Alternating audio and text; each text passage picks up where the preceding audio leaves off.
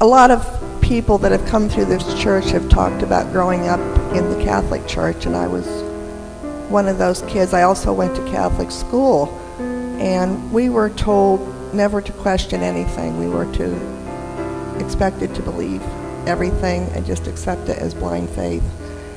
But I was the kid always asking questions, and I got in trouble for it because the nuns didn't like that. But I never stopped. I kept asking questions.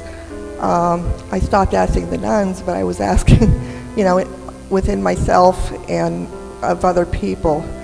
And I definitely grew up seeing God as outside of myself in some heaven somewhere that nobody could decide where that was. It was just somewhere far away, and he was there and we were here.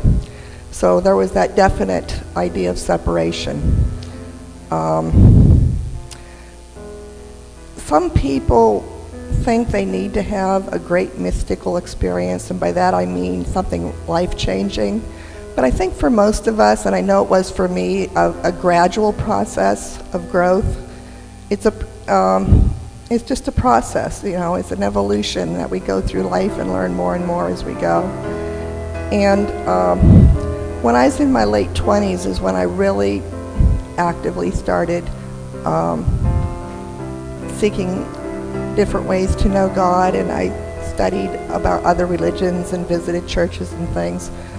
I feel really lucky that I happened across this one book on meditation when I first decided to try that practice, because there was 3 really important things I learned from that book, and I'm really grateful that I learned them early on my path. One was, don't get caught up in the phenomenon.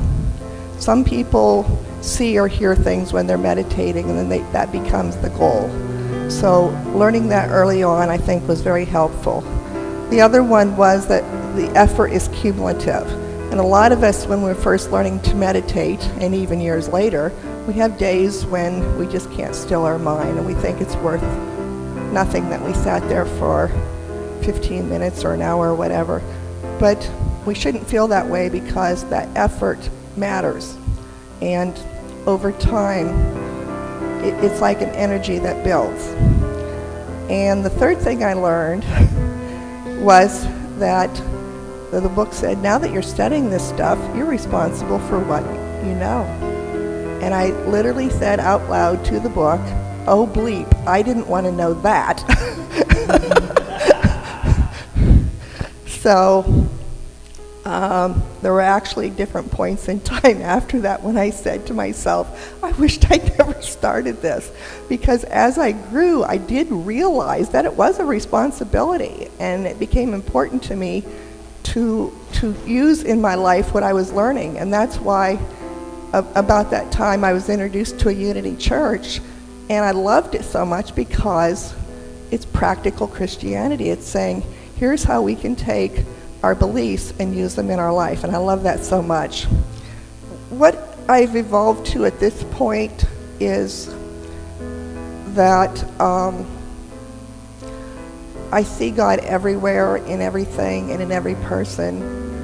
And I drive up and down the same stretch of I-79 every day to work, but I see something different every day. And especially because I started in the winter, I've come through the spring and now the summer. So besides just watching the seasons change, I just see the beauty in everything.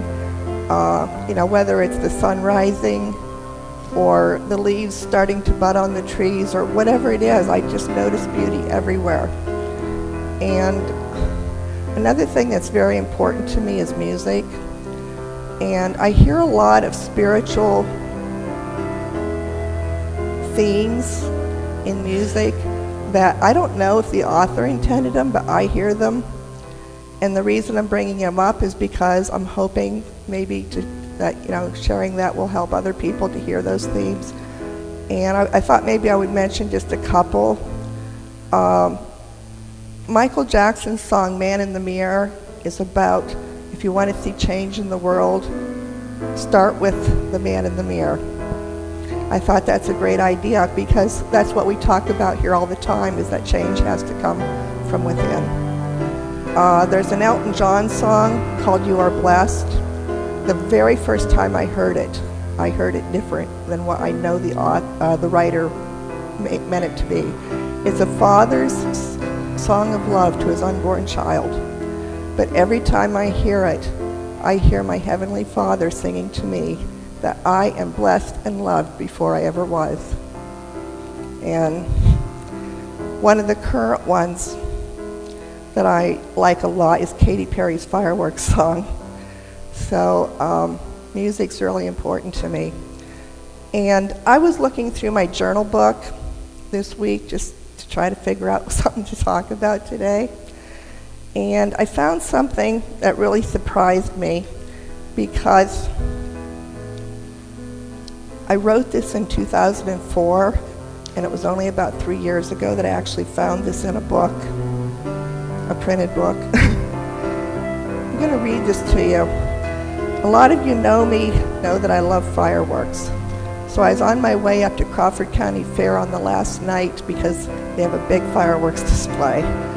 And I was leaving, I just had left my driveway and was pulling out, and there was this big full moon up there. And I'll just read what I wrote here. I drove to the fairgrounds tonight to watch the fireworks. As I drove, I looked up at the full moon and felt awestruck. It just seemed to glow. And then I heard, "Look at my beautiful moon." In that one instant, it's as if I heard it in two ways at once. First, as a higher self or God speaking it, asking me to behold his creation. Second, as if a child in me were saying it in a way that a child shows someone a new or cherished toy.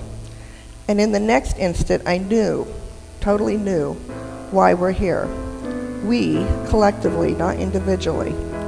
God made us so that he could see the world and all that he had created. All we have to do is see the beauty of creation and appreciate it.